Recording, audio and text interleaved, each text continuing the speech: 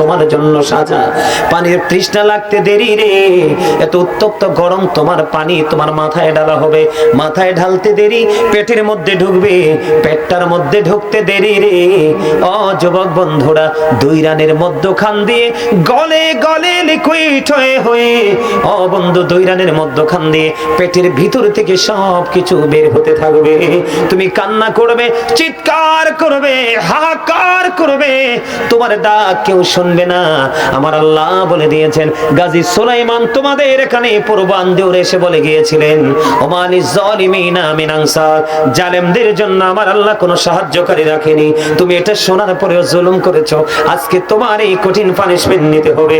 তবে ভয়ঙ্কর খবর হলো, আগুনের মধ্যে আগুন লাগলে মনটা জ্বলে, একবারে শেষ হয়ে যায়। বরফের মধ্যে পানি লাগলে বন্ধু বরফটা গলে একবারে শেষ হয়ে যায়। কিন্তু তোমার আমার জাহান্নামী যারা, পাপী যারা, মুনাফিক যারা বন্ধু, তাদেরটা হলো ব্যতিক্রম। আমার আল্লাহ বলেছেন, লা ইয়ামুতু, people will not die that day, সেদিন মানুষ যতই সাজা যতই কষ্ট পাক মরতে পারবে না। আমার আল্লাহ বলেছেন, ফিহা ওয়ালা ইয়াহইয়া, আমার আল্লাহ বলেছেন, ও বন্ধু, people will not die that day, সেদিন মানুষগুলো মরতে পারবে না। People will not be able to live that day, সেদিন মানুষগুলো বাঁচতেও পারবে না। আমার আল্লাহ বলেছে, রে পূর্বাঞ্চলের যুবক, হৃদয় খুলে শোনো রে, আজকের আলোচনার পরে তোমরা, আমার মনে হয় না আর কোনোদিন তোমাদের বিবেক বিবেচনাটা তোমার লোপ পাবে, লো হয়ে যাবে। আমার আল্লাহ বলেছেন, ওমা হুমান হাবিন গায়বিন, people will not be able to escape that day, সেদিন মানুষ সেখান থেকে পালাইতেও পারবে না। যাবেন কোথায়? রাস্তা আসেনি কোনো? নাই। কথা কোন? নাই। একদিকে সব প্রকাশ হয়ে যাবে। ওই যে বলেছিলাম না, জানি রে ওই ডাক এসে যায় সাকারাতের বিছানায়, কোন দিন জানি সইতে হয়। বন্ধু, তোমার জীবনে যদি তুমি রাসূলকে ভালোবাসতে পারো, আমি বলবো ইউ আর ভেরি লাকি। তার কারণ হলো, পৃথিবীর সবার সুরত শয়তান ধরতে পারে, কিন্তু প্রাণের নবীর সুরত ধরার ক্ষমতা তার নাই। তুমি যদি জীবনে কোনো সিনেমার নায়ককে, কোনো সিঙ্গারকে যদি তুমি ভালোবাসো, আমি তোমাদেরকে বলি, ঠিক মৃত্যুর সময় শয়তান তোমাদের ওই প্রিয় মানুষের স্রোতে আসবে, অটোমেটিক্যালি তোমার ঈমান চুরি হয়ে যাবে, আর তুমি বেঈমান হয়ে কবরে যাবে। তোমরা যুবক জানো না, তোমরা জানো না, পার বড় ভয়ঙ্কর। হযরত ওসমান যখন কবর দেখতো শুধু কাঁদতো, শুধু কাঁদতো, মনে হতো যেন ওনার চোখ দুইটা ঝর্ণা হয়ে গেছে। আমিরুল মুমিনিন, আপনি কেন গো আপনি কাঁদেন? এমনকে প্রশ্ন করা হলো, আপনি কেন কাঁদেন? কই কান্নার কারণ হলো এইটা রে, ওই ফিউচার ভবিষ্যৎ কবরের জীবন, আখিরাতের জীবনের প্রথম ধাপ হলো এই কবর। কবরে যদি আমি জিতে যাই, তাহলে প্রত্যেকটা স্টেজে আমি জিতে যাব। আর কবরে যদি আমি অ্যারেস্ট হয়ে যাই রে, আর কোন স্টেজে আমি অতিক্রম করতে পারবো না। কেন বলেছেন এই কথাটা আমি আপনাদেরকে বলি, তার আগে আমি ওই জায়গাটা একটু ক্লিয়ার করে দেই। আল্লাহ বলেছেন, আল্লাহ বান্দার উপর জুলুম করে না, অত্যাচার করে না, বান্দা নিজে নিজের উপর অত্যাচার করে। এটা সূরা ইউনূসের 44 নম্বর আয়াতের ওয়াজ। আমার আল্লাহ বলে দিয়েছেন, তাদের জন্য আমার আল্লাহ কোনো সাহায্যকারীও রাখে না। এই জন্য আমি একটা গজল লেখছি, একটু শোনাবনি?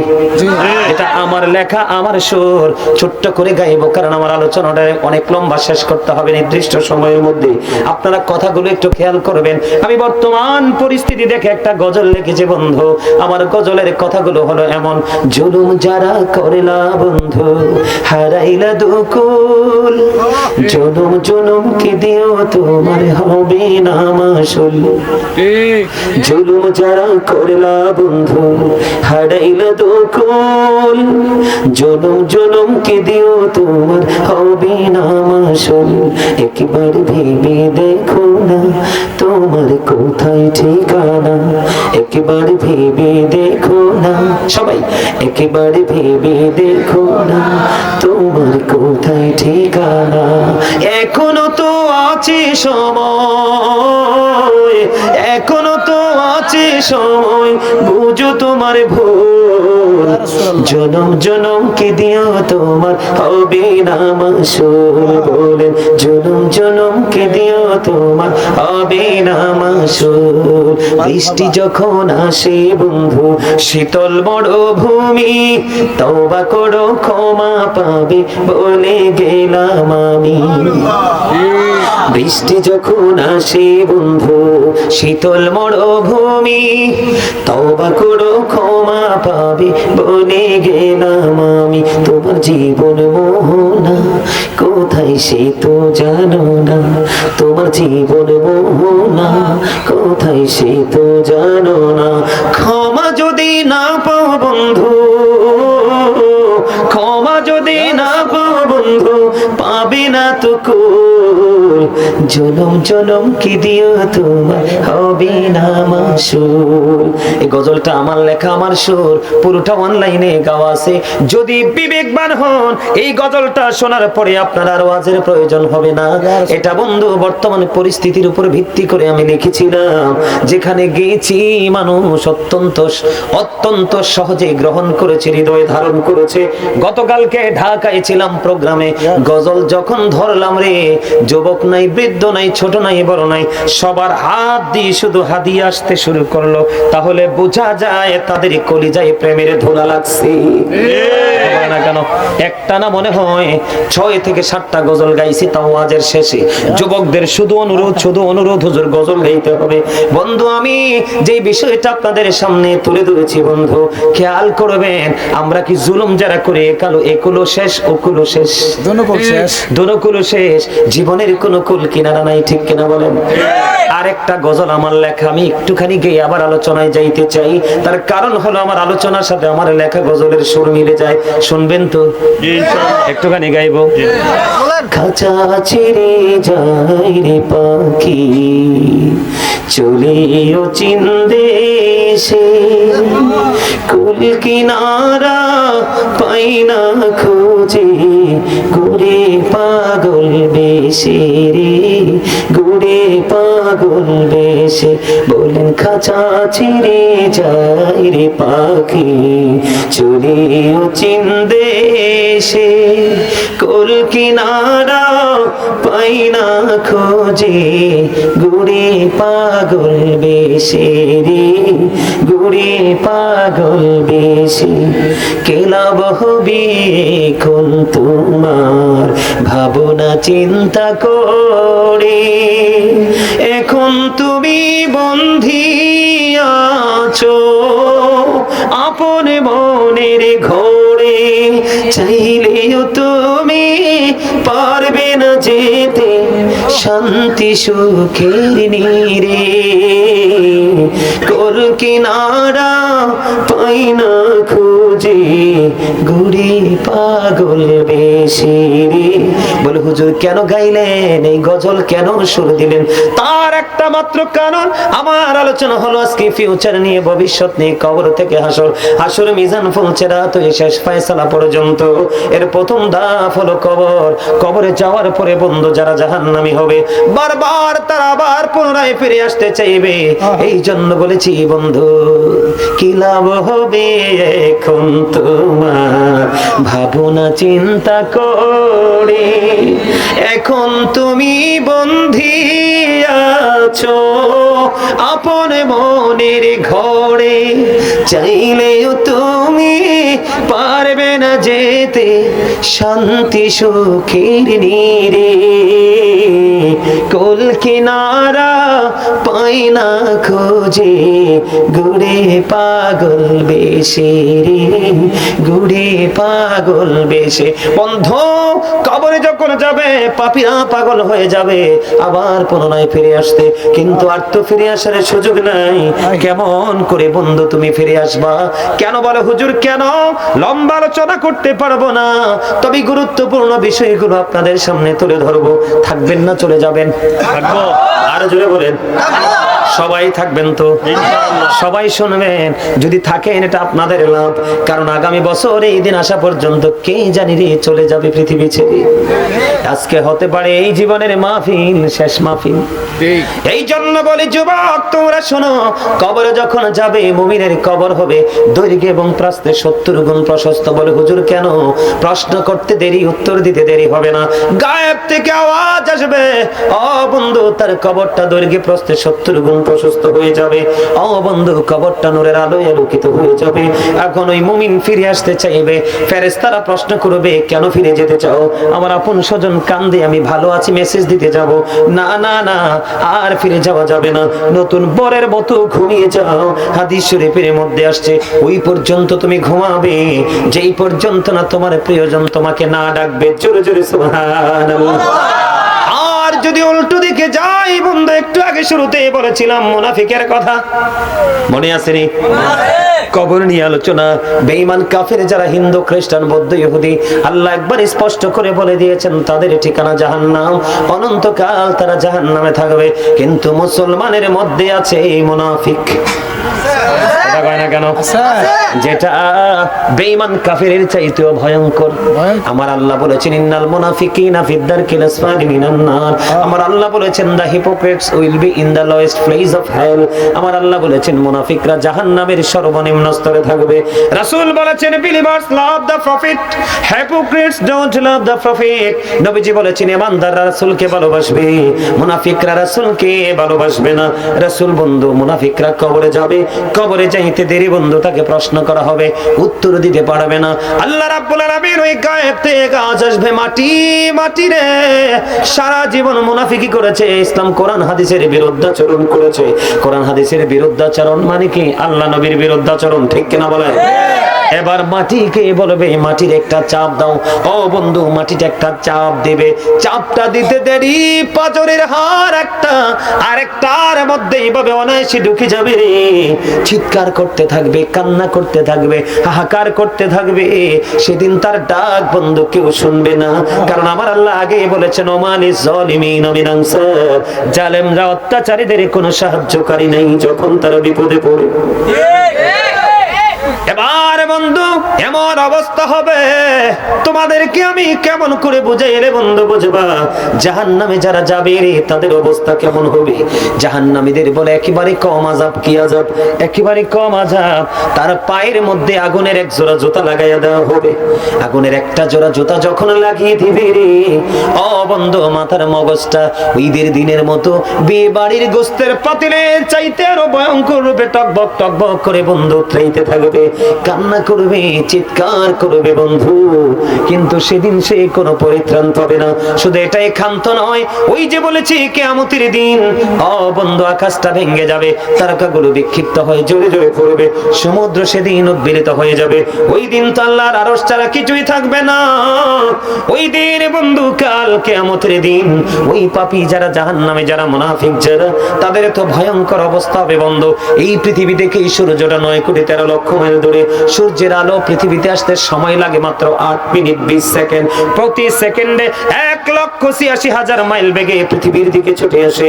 এত আবরণ ভেদ করে সূর্যের আলো আপনার আমার গায়ে লাগে, শুইতে পারি না, অনেকে হিট স্ট্রোকে মারা পর্যন্ত যায়। কথা বলেন না কেন? কিন্তু তুমি মনে রাখো, যখন তুমি মুনাফিক হয়ে যাবে, জাহান্নামী হয়ে যাবে, বেঈমান হয়ে যাবে, কোরআন হাদিসের আইনের উপেক্ষা করবে, তুমি সেই দিন তোমার মাথার উপরে ডাইরেক্টলি থাকবে সূর্য। সূর্যের তাপে তোমার সমস্ত শরীর ঘেমে যাবে, দুর্গন্ধময় হয়ে যাবে পরিবেশ, কান্না চিৎকার হাহাকার করতে থাকবে। কেউ সেদিন তোমাকে সাহায্য করতে আসবে না। প্রত্যেকটা পদে পদে পদে পদে বন্ধু বিপদ। আর তোমরা যৌবন কালে যদি তোমরা আল্লাহর গোলামি করতে পারো, আল্লাহর দিদার প্রাপ্ত বান্দাদের অন্তর্ভুক্ত হতে পারো, আমার রাসূল বলেছেন 7 শ্রেণীর মানুষকে আল্লাহর আরশের ছায়ার নিচে জায়গা দিবে। এর মধ্যে এক শ্রেণীর যুবক হলো যারা যৌবন কালে আল্লাহ রাসূল তালাশ করেছে। জোরে জোরে সুবহানাল্লাহ। এই জন্য বলছি রে যুবক, এবার জাহান্নামের মধ্যে আগুনের এক জোড়া জুতা। এখন আগুনটা কেমন হবে? হযরত আবু হুরায়রা রাদিয়াল্লাহু তাআলা আনহু থেকে হাদিস খানা বর্ণিত, আমার নবী, আপনার নবী, দু জাহানের বাদশা নবী, রাহমাতাল লিল আলামিন নবী, তিনি বন্ধু বলে দিয়েছেন জাহান্নামের আগুনটাকে আল্লাহ 1000 বছর তাপ দিয়েছে, আগুনের রং হয়ে গেল বন্ধু লাল। আল্লাহ কয় না, এই আগুনে হবে না। যেই পরিমাণ অন্যায়, যেই পরিমাণ অপরাধ, যেই পরিমাণ জুলুম এই পৃথিবীর মানুষ করবে, আরো ভয়ঙ্কর রূপে রূপান্তরিত করতে হবে। আগুনটাকে আরো 1000 বছর আমার আল্লাহ তাপ দিলেন, আগুনের রং হয়ে গেল বন্ধু সাদা। আমার আল্লাহ বলেন না না না, আরো এটাকে উত্তপ্ত করতে হবে, আরো 1000 বছর বন্ধু তাপ দিলেন, জাহান্নামের আগুনের রং হয়ে গেল কালো। 1 2 3 হাজার বছর উত্তপ্ত করে বরাদ্দ করে রাখলো। এই আগুনের তাপ কেমন করে সইব? সহ্য করার কোনো ক্ষমতা আছে না? আরো জোরে বলেন না। সহ্য করার কোনো ক্ষমতা আছে? আসেনি? কথা বলেন। আপনাদেরকে আমি আরো বলি, আপনি যদি জান্নাতি হন, আপনার জন্য জান্নাতি খাবার। কিসের খাবার? আল্লাহর প্রতি শহীদ যারা, উচ্চ তাদের শান, মহান খোদা করেন তাদের এমন জীবন দান, রুহু তাদের বানাইয়া সবুজ বরণ পাখি, জান্নাতুল ফিরদাউস বিছিয়ে দেন যতনে রাখি, সেথায় থাকি খাই তাহারা জান্নাতি ফলমূল, ওড়ে বেড়ায় রয় হামেশা খুশিতে মশগুল। ওমা মারহাবাদি কয় না? আরে জোরে মারহাবা, আরে মহব্বতে। এবার বন্ধু জান্নাতীদের জন্য জান্নাতি খাবার বরাদ্দ। আমার আল্লাহ জান্নাতীদের জন্য জান্নাতি খাবার বরাদ্দ রেখেছে। জান্নাতীরা যত বেশি খাইবে, পান করবে, প্রস্রাব হবে না, পায়খানা হবে না, ঢেকুরের সাথেই শুধু এটা ফিনিশ হয়ে যাবে।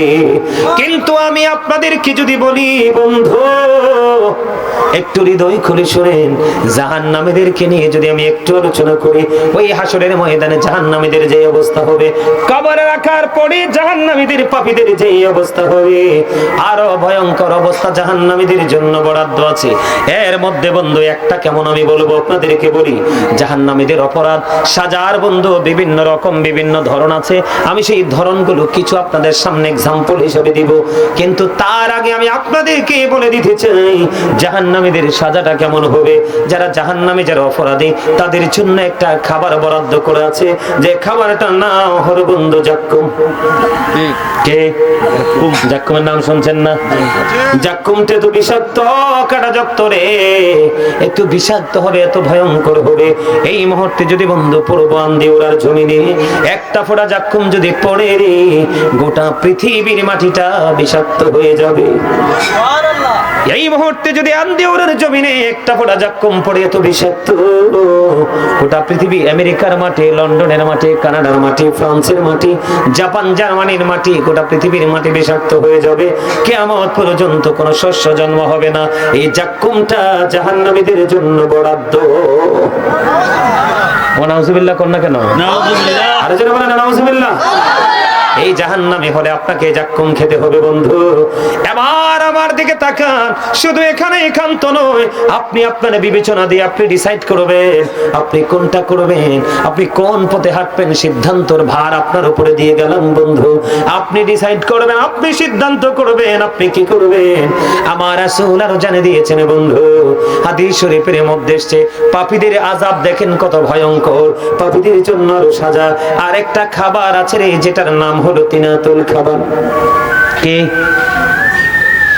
ইয়া রাসূলুল্লাহ, ইয়া হাবিবাল্লাহ, নবী গো, এই তিনাতুল খাবারটা কি গো নবী? আমার রাসূল জানিয়ে দিয়েছেন, এই তিনাতুল খাবারটা হলো আরেকটা জাহান্নামের নিংড়ানো রক্তপুঞ্জ অথবা ঘাম। নাউযুবিল্লাহ। আপনি গামের গন্ধ যদি লাগে, আমরা কার কাছে বসি না? কথা কয় না? আমার সাথে দুইটা পিচ্চি আসছে। কয়টা?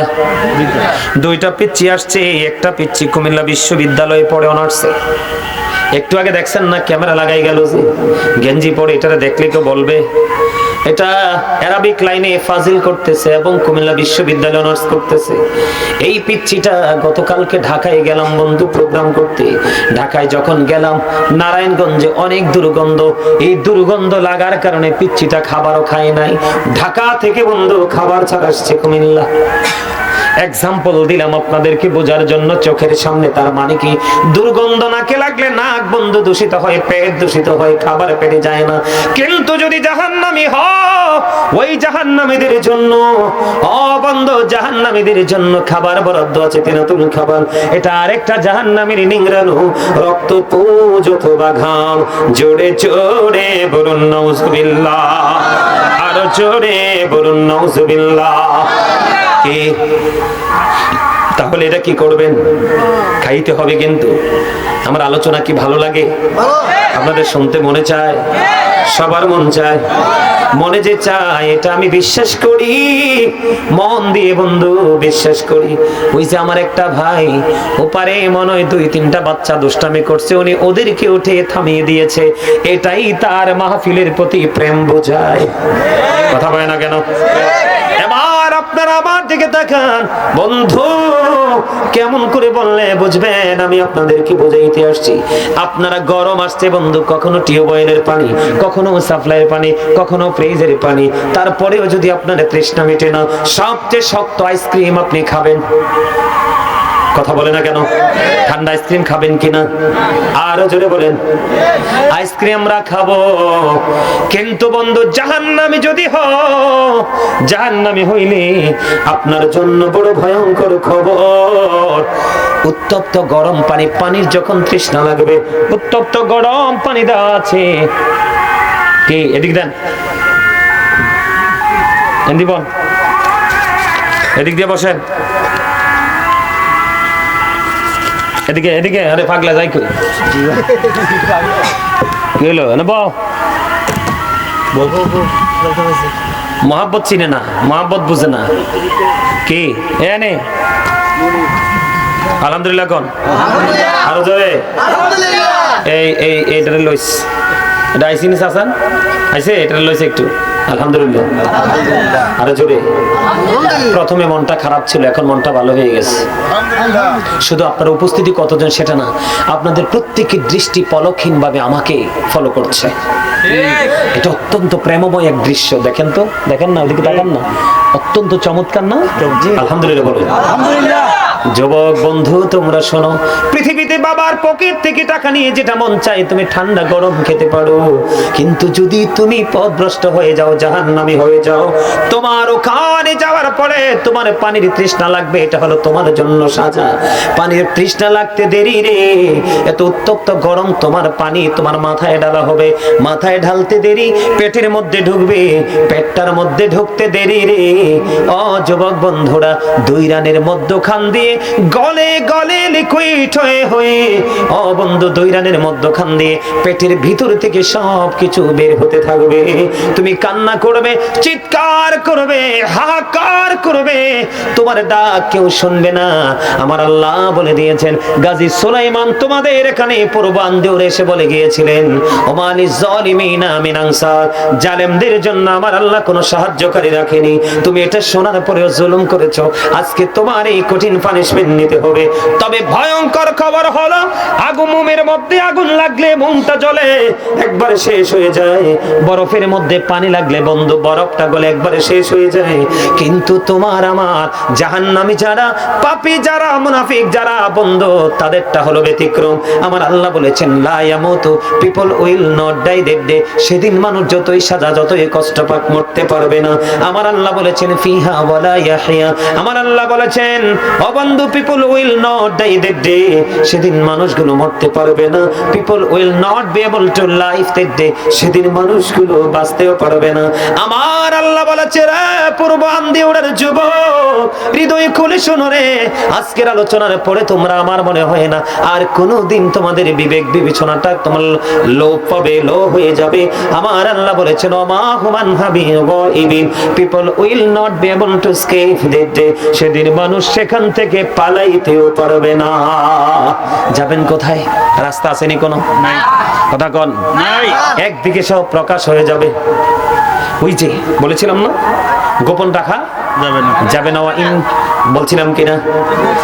বন্ধু, আরেক দিকে এই অত্যাচারের দায় কাউকে দেয়া যাবে না। আল্লাহ সূরা ইউনূসে বলেছেন অপরাধ তুমি নিজের উপর নিজে করেছো।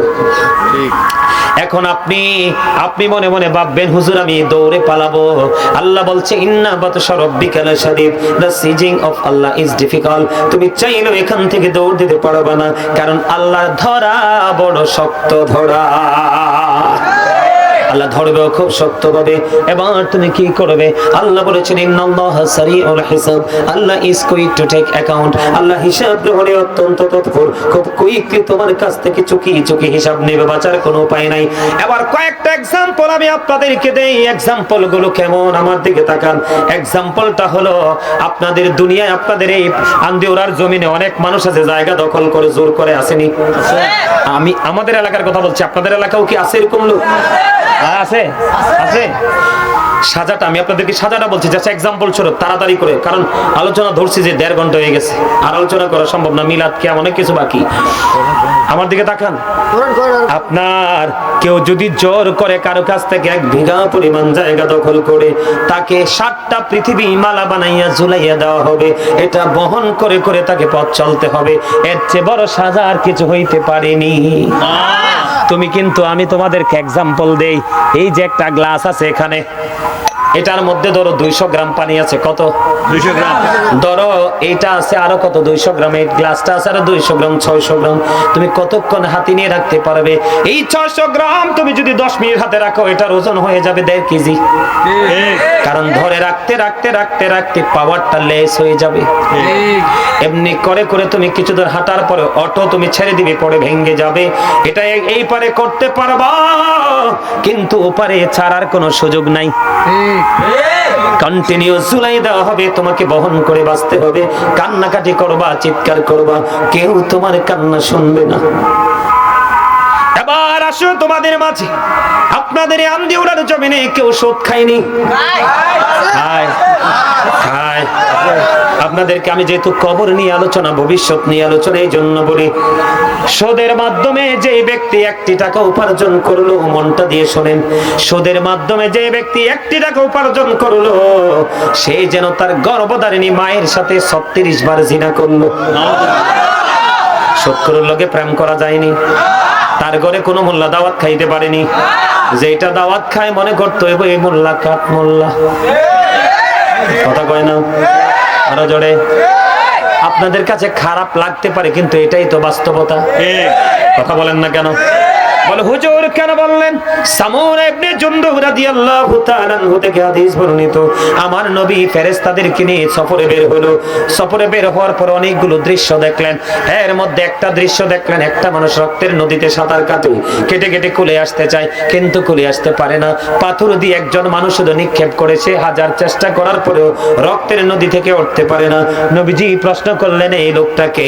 এবার ফেরেশতারা বললেন ইয়া রাসূলুল্লাহ, এইটা দুনিয়ার সুদখোর, এটা কন্টিনিউ রক্তের নদীতে সাঁতার কাটতে হবে। রক্ত কি বালা জিনিস? আপনারা নাউজুবিল্লাহ বলেন না কেন? আপনারা দেখতেছি ওয়াজ বুঝেন না। রক্ত কি বালা জিনিস না? কুরবানি দিয়ে 2 দিন পরে দেখেন রক্তের গন্ধে হাঁটতে পারবেন না। এইরকম এটা তো আরো ভয়ঙ্কর রক্ত, ব্লাড। সারা জীবন সুদ খাইছে তো না, গরিবের বডির রক্ত চষে নিয়েছে। ঠিক আপনি বুঝেন নাই? আবার টাকা যদি হারাম হয়, বাজারও হারাম। বাজার যদি হারাম হয়, রান্নাও হারাম। রান্না যদি হারাম হয়, খাবারও হারাম। আর খাবার যদি হারাম হয়, ব্লাডও হারাম। বুঝেন নাই? রাসূল বলেছেন লা তুকবালু সালাতুন বিগাইরি তুহুর ওয়ালা সাদাকাতুম মিন গুলুল। পবিত্রতা ছাড়া ইবাদত কবুল হয় না, হালাল টাকা ছাড়া দানও কবুল হয় না। আমার নবী মেরাজে গেলেন, জাহান্নামের দিকে নজর দিলেন, চাইয়া দেখলেন এক একটা মানুষের পেট এক একটা ঘরের মতো বড় বড়। এবার জিবরাইলকে বললেন, ভাই জিবরাইল এরা কারা? এবার জিবরাইল বললেন, ইয়া রাসূলুল্লাহ, এরা হলো দুনিয়ার সুদখোর। কি সুদখোর? এরা হলো দুনিয়ার সুদখোর। আমার নবীকে যখন প্রশ্ন করলো, নবীজি খবরটা জানে কি জানে না? যদি জিবরাইলকে প্রশ্ন না করে তাহলে আমরা জানবো না। এটা হলো আমাদের কাছে মেসেজ পাঠানোর একটা উত্তম কৌশল। ওরে জিবরাইল, তুমি বলা চোর সুদখোর, আমি নবী তাদের দিকে নজর দিয়ে চাইয়া দেখলাম, তাদের পেটের মধ্যে সাপ আর বিচ্ছু দেখা যায়। জোরে জোরে নাউজুবিল্লাহ।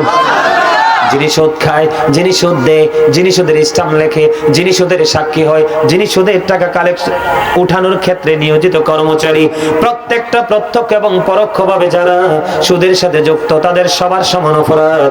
আমার রাসূল জানিয়ে দিয়েছে, হাদিস শরীফের মধ্যে আসছে, যেই ব্যক্তি জেনে বুঝে কোনো অপরাধীকে, অত্যাচারীকে 500 টাকার জন্য, এক ব্যাগ বাজারের জন্য, একটা মাছের জন্য, একটা গোস্তের জন্য, একটা সিগারেটের জন্য, আমার রাসূল বলেছেন কোন অপরাধী, কোন জালিমকে যদি কেউ সাপোর্ট দিয়ে থাকে, সে সঙ্গে সঙ্গে মুসলমান থেকে খারিজ হয়ে যায়।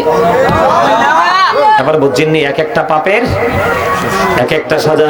সাদ বিন মুআজ রাদিয়াল্লাহু তাআলা আনহুর যখন ইন্তেকাল করলো, ওনাকে যখন কবরে রাখা হলো, আমার আপনার প্রাণের নবী তার কবরের পাশে দাঁড়ায়া দাঁড়ায়া তাসবিহ তাহলিল পড়ে দোয়া করে উপস্থিত সকলে প্রশ্ন করলেন, ইয়া রাসূলুল্লাহ, তার কবরের পাশে দাঁড়িয়ে দাঁড়িয়ে দোয়া করার মানে কি, তাসবিহ তাহলিল পড়ার মানে কি? এবার আমার নবীজি বলেন, সাদ বিন মুআজ রাদিয়াল্লাহু তাআলা আনহু এমন ইবাদত করেছে জীবনভর। খেয়াল করেন যুবক, এই সমস্যা তোমাদের মধ্যে বেশি, তোমরা এই ওয়াজটা শোনো। আমার নবীজি বললেন, সে এত বেশি আমল করেছে, জীবন ভর সে আমল এত বেশি করেছে, সাদ বিন মুআজের ইন্তেকালের পরে তার জানাজায় 70,000 ফেরেশতা অংশগ্রহণ করেছে। কিন্তু নবী গো, 70,000 ফেরেশতা যারা জানাজায় অংশগ্রহণ করে, তার কবরের পাশে দাঁড়িয়ে কেন দোয়া করতে হবে, তাসবিহ পড়তে হবে? আমার নবীজি বললেন, তাসবিহ পড়ার কারণ হলো, দোয়া করার কারণ হলো, সাদ বিন মুআজ ইবাদত করেছে ঠিকই, কিন্তু প্রস্রাব করার পরে ভালো করে পবিত্র হতো না, এই কারণে তার কবরে আযাব হবে। আল্লাহ যেন তার কবর আযাব না দেয়, আমি নবী তার জন্য দোয়া করে দিলাম। আমার আল্লাহ নবী দোয়া কবুল করে তাকে maaf করে দিয়েছে। এই যে তুমি নামাজ পড়তে পারবা ঠিকই, প্রস্রাব করার পরে তুমি পবিত্র হও না। এখনকার ম্যাক্সিমাম যুবক প্রস্রাব করার পরে পবিত্র হয় না, ঠিক? আমার কথা একমত হন বা না হন, এটাই চরম সত্য। কারণ জিন্স প্যান্ট পরে এটা মুসলমানের জন্য অবৈধ প্যান্ট, ঠিক? আল্লাহ বলেছেন, আমার দিকে তাকাও, বুখারী শরীফের মধ্যে এসেছে, যে ছেলের উপর দিয়ে ইমানদার ছেলে বেঈমান হিন্দু খ্রিস্টান হইলে তারা জাহান্নামী বিনা হিসাবে, মুসলমানের উপর দিয়া থাকবে প্যান্টটা নাভি বরাবর, নিচে দিয়া থাকবে টাকনুর উপর। এটা কোরআন থেকে বলা। আল্লাহ বলেছেন, পবিত্র কালামে হাকিম এসেছে, লিবাসুত তাকওয়া যালিকা খায়র। আমার আল্লাহ বলে দিয়েছেন, আল্লাহর কাছে সবচেয়ে উত্তম পোশাক হলো তাকওয়ার পোশাক। এই পোশাকটা পরা আমরা মুসলমান হিসাবে আমাদের জন্য ফরজ। এটা যদি তরক করে ছেড়ে দেই, ঠিকানা হবে জাহান্নাম। বন্ধু, লুঙ্গি বলো, প্যান্ট বলো, পায়জামা বলো, ট্রাউজার বলো, যেটাই বলো, উপর দিয়ে নাভি বরাবর, নিচে দিয়ে থাকবে টাকনুর উপরে, এই কন্ডিশনে পোশাক পরা ফরজ এবং ইমানদার পুরুষের জন্য পর্দা। কিন্তু তোমরা আমার এই কথাটা মানলা না, কোরআন হাদিসের কথা মানলা না। তুমি এই পোশাক পরার কারণে তোমার ঠিকানা হবে জাহান্নাম। তার কারণ হলো, আল্লাহ মানুষকে সুন্দর করে বানাইছে, আরো সুন্দর রাখার জন্য পোশাক দিয়েছে। পোশাক দিয়েছে লজ্জাস্থান ঢাকার জন্য। তুমি পোশাক পরার পরেও তোমার লজ্জাস্থান ফাঁকা থাকলো, অন্যজন তোমার লজ্জাস্থান দুই চোখে দেখলো। জিনাল আইনুন নজরু, চোখের জিনা হলো দেখা। তুমি নিজে অপরাধী হয়েছো, আরেকজনকে জিনা করতে সহযোগিতা করেছো। বুখারী শরীফের মধ্যে এসেছে, তোমার ঠিকানা হলো জাহান্নাম। তাহলে বুঝতে হবে, এক একটা পাপের সাজা এক এক রকম। জিন্স প্যান্ট তুমি পরবে, তুমি জান্নাতি হতে পারবা না, কারণ তুমি আল্লাহ রাসূলের হুকুমকে অমান্য করেছো। 2 নাম্বার হলো, তুমি প্রস্রাবটা দাঁড়াইয়া ফ্রিলি, বসে ফ্রিলি করতে পারো না। তুমি প্রস্রাব করার পরে হুট করে পানি খরচ করে চলে আসো। আজকের পর থেকে আমি বলবো, একটু টিস্যুর টুকরা নিবা হাতে, একটু পাথর বা মাটির টুকরো হাতে নিবা। অন্যদিন যেই তাড়াতাড়ি পানি খরচ করতে, ওইভাবে পানি খরচ করো না। তুমি একটুখানি হেঁটে বসে দেখবা আবার 2 ফোঁটা প্রস্রাব চলে আসছে। এই জন্য তোমাদেরকে বলি, নামাজ পড়ার পরেও তোমার ঠিকানা হবে জাহান্নাম। কারণ নামাজ হলো জান্নাতের চাবি, আর নামাজের চাবি হলো পবিত্রতা। মিফতাহুল জান্নাতিস সালাহ ওয়া মিফতাহুস সালাতিত তুহুর। নামাজ হলো জান্নাতের চাবি, আর নামাজের চাবি হলো পবিত্রতা। জোরে জোরে সুবহানাল্লাহ। এখন যুবক, আমি তোমাদেরকে বলি, আব্বাস রাদিয়াল্লাহু তাআলা আনহুর জামানা থেকে তোমাদেরকে বলি, সাজাটা কেমন হবে। এক এক জনের সাজা এক এক রকম হবে। যুবক, তোমরা হৃদয় করে শোনো। এক ব্যক্তি ইন্তেকাল করলো, করার পরে সিস্টেম অনুযায়ী তাকে কবরে নিয়ে গেল দাফন করার জন্য। নিয়ে যাওয়ার পরে চাইয়া দেখলেন তার কবরে বিড়ালের মতো একটা জানোয়ার। এই কবরে তাকে দাফন করালেন না, আরেকটা কবর খনন করে তাকে দাফন করতে নিলেন। ওই কবরের মধ্যেও দেখলেন একটা জানোয়ার। এইবার ওকে কবরে দাফন করলেন না, আরেকটা একটা কবর খনন করার পরে বন্ধু আরেকটা 3 নম্বর কবরে যখন গেলেন, ওই কবরের মধ্যে দেখলেন বন্ধু জানোয়ার। এই অবস্থা দেখে তারা চিন্তায় মগ্ন হয়ে গেল, কেন রে তার কবরের এই ভয়ঙ্কর পরিণতি। আব্বাস রাদিয়াল্লাহু তাআলা আনহুর কাছে গেলেন, যাওয়ার পরে তিনি আসলেন, বিস্তারিত খবর শুনে জানোয়ার সহ তাকে দাফন করা হলো। দাফন করার পরে তার বাড়িতে গেলেন, যাওয়ার পরে খবর নিলেন তার জীবনের সবচেয়ে নোংরামি কাজ কোনটা। এবার তার বিবি উত্তর দিল, আমার স্বামীর সবচেয়ে বড় নোংরা কাজ হলো সে ভাসর করার পরে, আলিঙ্গন করার পরে ফরজ গোসল করত না, তাহলে অপবিত্রতাও জাহান্নামের নোংরামির দলিল। কথা কয় না কেন? বুঝতে পারছেন আমার কথা? সবাই বুঝতে পারছেন? তাহলে কি করতে হবে? আপনাকে এই অন্যায় অপরাধ থেকে বেঁচে থাকার জন্য আল্লাহ রাসূলকে ফলো করতে হবে। রাসূলকে পাওয়ার জন্য হক্কানি আলেমদের সাথে যুক্ত হতে হবে। হক্কানি আলেমদের সাথে যুক্ত হতে পারলেই আপনি সাকসেস। আল্লাহ কবুল করে নিক। সকলে বলেন আমিন। আরো জোরে বলেন আমিন। আরো জোরে। আপনারা কি আজকের ওয়াজে খুশি? আরো জোরে বলেন। সবাই খুশি? এই